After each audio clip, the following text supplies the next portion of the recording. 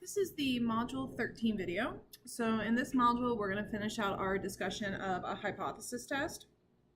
So what you've seen so far is that a hypothesis test takes the information from a sample and uses that information to hopefully say something about the location of a parameter.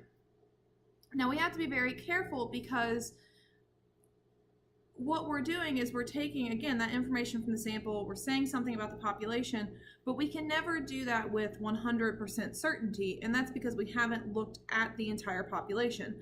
There's always the possibility that the hypothesis test committed an error. And unfortunately, we have no way of knowing if that error happened or didn't happen. So we're just going to acknowledge that it's possible.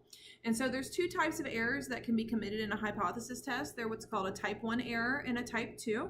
And so we're going to look at both of those in this module, and we're going to look at the implications of those errors.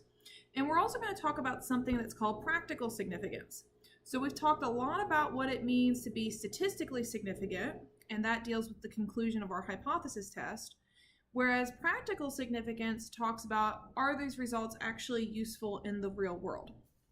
So we'll also spend some time talking about practical significance and, focusing on why hypothesis tests are important and why it's important to think about their results.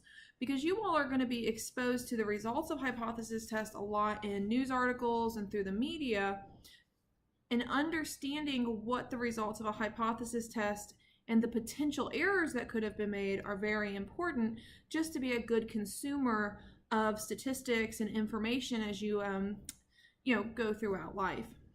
So as always, if you have any questions, please use that general discussion board, ask lots of questions. That's what I'm here for.